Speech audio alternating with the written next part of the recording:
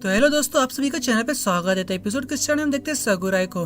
पता है pink keeper आती है उसकी लोअर फर्स्ट के साथ और वहाँ पर वो लोग सकुराई कहते हैं कि वो लोग ब्लू कीपर के साथ रेड कीपर को बैड माउथ करने वाले हैं, यानी कि वो लोग उसके साथ चैलेंज करने वाले हैं। लेकिन तभी सकुराई कहती कि मुझे माफ कर देना, मुझे टीवी के सीरियल देखने हैं, मुझे जो सभी रिकॉर्ड किया था। जब वहाँ से पिंक कीपर जाने लगती तभी सकुराई कहती मुझे पता है तुम्हें सिर्फ सकुराना चाहिए, तुम्हें मेरी कोई लेना देना नहीं है। ये सुनने बाद पिंक कीपर कहती है मुझे नहीं पता तुम क्या बात कर रहे हो, लेकिन अगर कभी तुम्हें वाकई में हाई रैंकिंग का करना है तुम्हें सब लोग की बातें सुन लेनी चाहिए। और उसके बाद पिंक कीपर वहाँ से जाने लगती है तो सकुराई भी उसे कहती है बिल्कुल, लेकिन जाते हुए तो वो सोच रही होती है कि बिल्कुल ये काफी बोरिंग है। अभी दूसरी तरफ हम फायर डी को देखते हैं, वो भी सोच रहा था कि विकी तुम मरना मत, क्योंकि तुमने मुझे यहाँ पर भेजा है। अभी मैं भी देखने वाला हूँ कि मैं क्या कर सकता हूँ। उसके बाद अभी हम देखते हैं फाइटर जी जो अभी की बन चुका होता है, वो फिलहाल अभी हिपी के घर पर आ चुका है। अभी सुबह हो चुकी है, वहाँ पर वो कुछ भी नहीं कर पाया है और वो भी सोच रहे थे कि ये रूम काफी नॉइजी है क्योंकि वहाँ पर उसका अलार्म बज रहा है। उसके बाद अभी हम देखते हैं कि फाइटर डी उठ चुका होता है, मिरर के सामने खुद को चेक करता है। उसे पता चलता है कि वो थोड़ा लुकड़ा दिख रहा है क्योंकि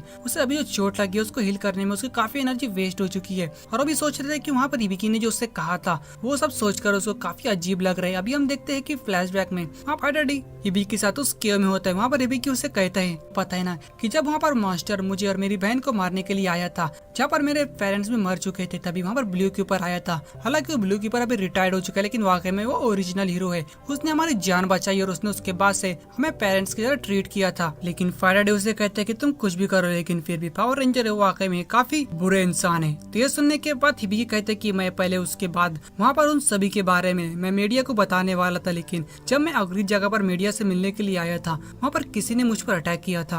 मुझे लग रहा है ये जरूर उन कीपर रेंजर का काम है, लेकिन फिर भी मैं भी हार नहीं मानने वाला हूँ, इसलिए मैं अभी मेरी तरफ से पूरी कोशिश करूंगा। लेकिन मैं चाहता हूँ कि तुम मेरी जगह लेकर वहाँ पर जाओ अभी। तो फायरडी उसे कहता है कि तुम क्यों ना सीधे से बताओ कि तुम्हें तुम्हारे दुश्मन को हराना है। तो सिंपल सी बात है, उन्हें हम डिस्ट्रॉय कर देते हैं। और वहाँ पर बैठे हुए सोच रहे होते कि जब उनके मॉन्स्टर बॉस जिंदा थे तो उसमें से एक बॉस उन्हें कहा था हम जब चाहे तब क्यों नहीं हंस सकते हैं। मैं इसलिए चाहता हूँ कि हम लोग इस प्लेनेट को फिर से हमारे लिए ले ले। तो भी कि तभी फायरडी से पूछता है कि वैसे भी अगर कभी तुमने कीपर रेंजर को हरा दिया उसके बाद तुम क्या करोगे। तो फायरडी को पता नहीं होता है। अभी पेरेंट्स समय में देखते हैं फायरडी भी सोच रहा होता है और वो कहता है कि मैं अभी इसके बारे में नहीं सोचने वाला हूँ, पहले मुझे ड्रैगन कीपर को हराने उसके बाद मैं सोचूंगा।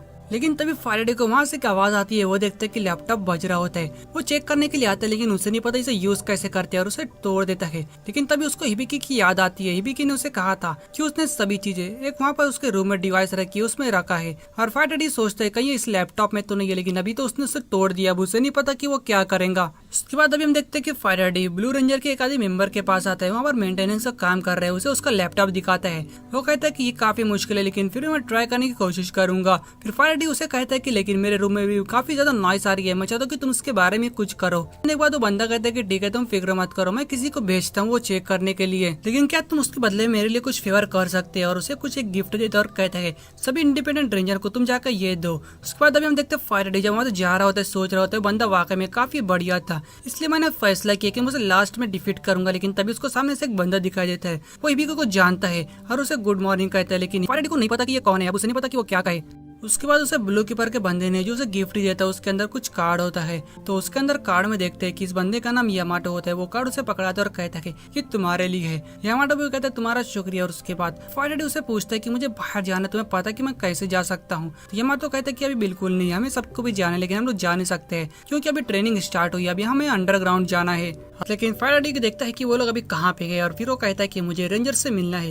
लेकिन ये सुनने बाद यामाटो कहता है कि मुझे पता है, लेकिन फिर भी हम उन्हें नहीं मिल सकते क्योंकि हम लोग इंडिपेंडेंट रेंजर है। ये सुनने बाद फायरडे भी सोचने लगता है कि हिबिकी वाकई में तुम्हारा रेंज काफी कम है, तुम्हें बढ़ लेना चाहिए था। लेकिन तभी फायरडे सोच रहा होता है कि उसके बाद जो सभी कार्ड है वो उन्हें देना है, उन्हें नहीं पता कि यहाँ पर वो सभी मिलेंगे। तो यामाटो देखने के बाद वो कहते हैं कि सभी लोग अभी लगता कैफेटेरिया में खा रहे हैं, तुम वहाँ पर जाकर उनसे मिल सकते हो। उसके बाद अभी हम देखते हैं फायरडे कैफेटेरिया में आता है, वहाँ पर एक लड़की बैठी होती है, उसका नाम एंजेलिका होता है। वो उसे कार्ड देता है, लेकिन उसको देखकर उसे बिल्कुल अच्छा नहीं लगता है और वो सोचता है कि मुझे जल्दी से यहाँ से निकलना चाहिए। सामने जो दूसरी लड़की होती है उसके पास जो उसका कार्ड रहता है, वो उसे देखकर कहती है कि इसमें मेरा फोटो तो कुछ ठीक नहीं लग रहा है। उसका नाम रेन रेन होता है। लेकिन तभी एंजेलिका उठती है और कहती है तुम लोग यहाँ पे क्या कर रहे हो, मुझे अकेला बैठ के खाना था। उठ के चली जाती है। तीसरी लड़की जिसका नाम एंजल होता है वो भी कहती है मैं चाहता हूँ कि हम सभी लोग दोस्त बन के, लेकिन मुझे नहीं लगता अभी यहाँ पर इतना कॉम्पिटिशन चल रहा है। उसके बाद वहाँ पर फायरडे सभी लोग कार्ड बांटने लगता है, लेकिन तभी एक बंदे को जब वो कार्ड देने के लिए आता है तो उसे फायरडे पर अटैक कर देता है। फायरडे को नहीं पता कि ये क्या कर रहा है, लेकिन तभी वो जो बंदा होता है उसका नाम काय है और वो फायरडी को कहते हैं कि तुम्हारे मुझे बात करने की कोई जरूरत नहीं है और अपना कार्ड नीचे से उठाते हैं और चले जाता है। फायरडी को भी नहीं पता कि क्या हो रहा है। उसके तभी बाजू में रेन आती है और कहती है मुझे नहीं लगता है कि तुम्हें भी उससे बात करनी चाहिए। अभी लास्ट के जो 2 मेंबर के जो कार्ड बचे होते हैं वो लोग भी वहाँ पर आते हैं। वो फायरडी को कहते हैं कि तुमने एक मॉन्स्टर को हरा तो दिया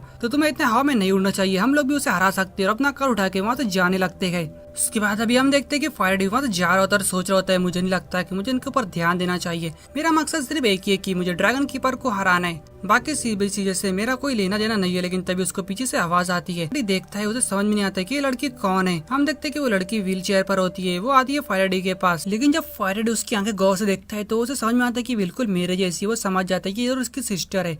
लेकिन फायरडी को समझ में आता है कि उससे क्या कह रहा है। वो जल्दी से वहाँ से भाग जाते हैं। अपने रूम में आने के बाद वो भी सोच रहा होता है कि तुम्हें बताना चाहिए कि तुम्हारी जो सिस्टर है वो पावर रेंजर का पार्ट है। लेकिन तभी उसको वहाँ रूम से आवाज आती है। अभी फायरडी को काफी गुस्सा आता है। वो रूम के अंदर देखता है कि उस आवाज कहाँ से आ रही है, एक कबर्ड से आती होती है। वहाँ से वो खोलता है तो उसे वहाँ पर कोई बंदा दिखाई देता है। ये देखकर वो काफी डर जाता है और वो चिल्लाकर भागने की कोशिश करता है। लेकिन तभी वो बंदा वहाँ पर फायरडी को पकड़ लेता है। लेकिन हम देखते हो बंदा नहीं बंदी होती है। लेकिन जब फायरडी उसे गौर से देखता है तो उसे समझ में आता है कि बल्कि ये कोई इंसान नहीं है, ये मॉन्स्टर है, ये भी एक फाइटर है। हिबिकी ने इसको यहाँ पर इस रूप पे रहने के लिए कहा है। लेकिन तभी बाहर से किसी की आवाज आती है तो वो लड़की वहाँ से उठती है और कहती है कि मैं यहाँ पर सभी लोगों को खत्म कर दूंगी, लेकिन तुम फिक्र मत करो, मैं तुम्हें छोड़ दूंगी। लेकिन तभी फायरडी उठता है और उस लड़की को वहाँ पर पकड़ लेता है और उसे कहता है क्या तुम थोड़ी देर के लिए चुप बैठ सकती हो। और बाहर आवाज देके कहते हैं कि सभी चीजें यहाँ पर ठीक है। लेकिन तभी वो लड़की कहती है कि तुम ये सब क्या कर रहे हो, क्या वाकई में तुम इस टाइप के इंसान हो, तुम्हें ये सब नहीं करना चाहिए, किसी के विल के खिलाफ ये सब नहीं करना चाहिए। लेकिन वहाँ पर फायरडी भी सोच रहे होते कि लड़की क्या बात कर रही है और इसका रिलेशनशिप हिबिकी के साथ क्या है। और फिर वो समझाने लगते है कि तुम्हें चिंता करने की जरूरत नहीं है, मैं हिबिकी नहीं हूँ। और खुद को फाइटर में बदल देता है। जब वो लड़की उसे देखती है तो कहती है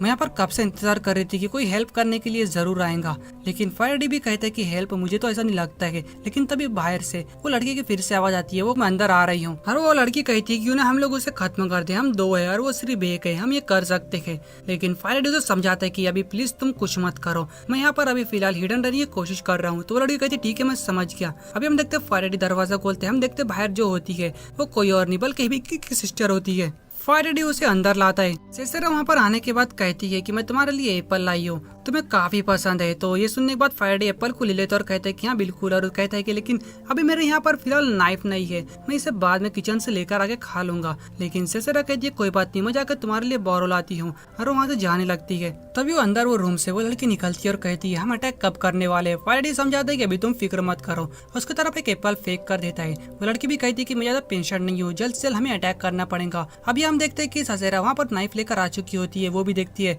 एक एप्पल खराब होता है और वहाँ पर से एक एप्पल गायब है। तो फायरडी कहता है कि आप इसकी चिंता मत करो। और उसके बाद ससेरा वहाँ पर एप्पल को काटने की कोशिश करती है, लेकिन उसे भी बिल्कुल भी काटने नहीं आता क्योंकि उसके शरीर में इतनी ताकत नहीं है। और उसके हाथ से वो नाइफ छूट जाती है और सीधा उसी कबर्ड पर लगती है जहाँ पर दूसरी फाइटर छुपी होती है। फायरडी जल्दी से आकर उस नाइफ को निकालता है, लेकिन अंदर से आवाज आती है क्या कोई अपना अटैक कर रहा है। मैं काफी डर गई थी और मुझे वो थोड़ी सी लग गई है। तो फायरडी उससे माफी मांगते हैं और वो नाइफ को निकालकर फिर से ससेरा को पकड़ाता है। और फिर उसके बाद ससेरा कहती है कि मैं सुबह मैसेज जो भेजा था तुमने उसके बारे में क्या सोचा है। फायरडी को समझ में नहीं आता कि किसके बारे में बात कर रही है। तो ससेरा कहती है मैंने तुम्हारे लैपटॉप में मैसेज भेजा था। ये सुनने बाद फायरडी कहता है कि मेरा लैपटॉप टूट चुका है इसलिए मुझे नहीं पता। ये सुनने बाद ससेरा कहती है तो फिर तुम्हें अच्छा किया मैंने तुम्हारे पास आ गई। और कहती है कि मैं चाहती हूँ कि तुम पावर रेंजर को क्विट कर दो। ये सुनने बाद फायरडी कहता है कि तुम ऐसी बात क्यों कर रही हो। तो उसकी सिस्टर कहती है कि मुझे पता है कि तुम पैसिफिस्ट हो, तुम्हें फाइट करने की जरूरत नहीं है, तुम जाकर बाहर किसी और जगह पर रहो जहाँ पर वॉर बिल्कुल भी नहीं चल रही है। लेकिन तभी अंदर से आवाज आने लगती है। तभी अंदर से लड़की फाइटर काफी टकटकाने लगती है। ये सभी सुनने के बाद फायरडी को समझ में नहीं आता कि वो क्या करे और उसे लगता है कि हमें जरूर यहाँ पर इनसे फाइट करना पड़ेगा। लेकिन तभी ससेरा का फोन बजने लगता है, वो उसे उठा के बाहर जाने लगती है। उसके बाद फायरडी पीछे पलटता है। वो लड़की फाइटर बाहर निकल चुकी होती है। वो कहती है तुम कब तक उससे बात करने वाले थे, हम अटैक कब करने वाले हैं। तो फायरडी उसे कहता है कि अभी तुम जरा शांत रहो, मुझे नहीं पता कि अभी यहाँ पर क्या चल रहा है, मैं अभी भी यहाँ पर आया हूँ।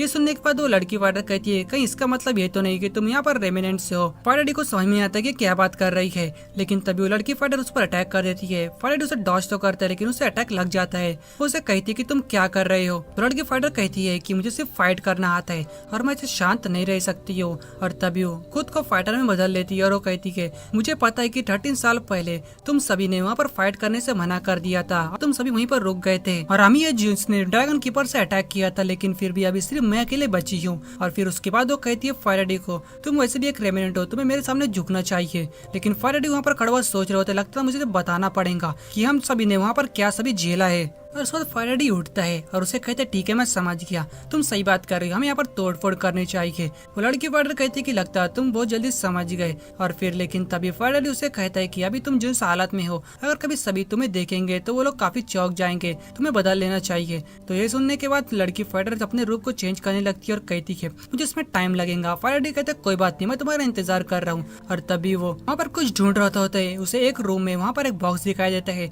उस बॉक्स को लेकर बाहर निकलता है। वो लेडी फैराडे भी कहती है ठीक है मैं तैयार हूँ। लेकिन तभी वो पीछे पलट कर देखती है, फैराडे उस पर अटैक कर देता है, उसका मुंडी धड़ से अलग कर देता है और उसकी मुंडी को उस बॉक्स में कैद कर देता है। ये देखकर उस लेडी फाइटर को लगता है कि इसने उसे धोखा दिया। लेकिन तब यहाँ पर किसी की आने की आहट सुनाई देती है। फैराडे जल्दी से उसे उस रूम में फिर से कैद कर देता है। देखते कि वो ससेरा होती है, वहाँ पर ससेरा फिर से फैराडे को समझाने लगती है क्योंकि उसे लगता है कि ये हिबी की है। और वो कहती है कि मैं चाहती हो कि तुम मेरे साथ यहाँ से चलो, मैं तुम्हें प्रोटेक्ट करूंगी, क्योंकि तुम्हें पता है ना कि ड्रैगन कीपर वैसी नहीं है जैसे तुम सोचते हो। लेकिन फैराडे कहते हैं कि मैं यहाँ पर फाइट करने के लिए आया हूँ, मैं तुम्हारे साथ नहीं चल सकता हूँ। ये सुनने के बाद ससेरा अपनी नाइफ उठाती है और कहती है लगता तुम समझ नहीं रहे हो मैं क्या कह रही हूँ, मैं तुम्हें प्रोटेक्ट करूंगी, तुम यहाँ पर रुकने की कोई जरूरत नहीं है। और मैंने जो उनसे पाथ को चूज किया, तुम्हें वो चूज करने की कोई जरूरत नहीं है। तो फैराडे वो नाइफ को पकड़ लेता है और वो कहता है कि मैं ऐसे भागने वाला नहीं हूँ, मैं यहाँ पर फाइट करने के लिए आया हूँ और चाहे कुछ भी क्यों ना हो जाए मैं ऐसे भाग नहीं सकता हूँ। और वो भी सोचता है कि अगर कभी भी यहाँ पर होता तो वो भी शायद यही करता।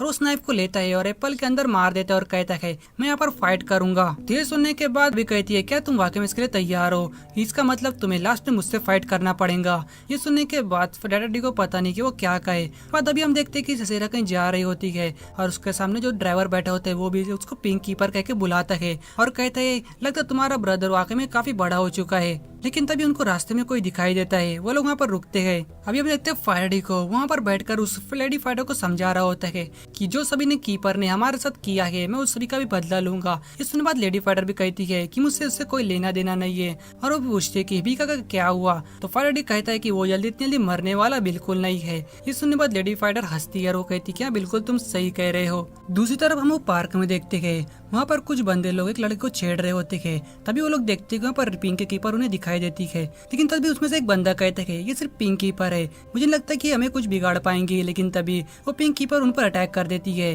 अभी हम देखते हैं कि पिंक कीपर वहाँ पर बैठी होती है और सोच रही होती है कि वाकई में तुम काफी ग्रोन अप हो चुके हो, तुमने मुझसे जो कहा था वो सही बातें सुनकर मुझे काफी एक्साइटेड महसूस हो रहा है। तो दोस्तों एपिसोड बस यहीं पे खत्म होता है।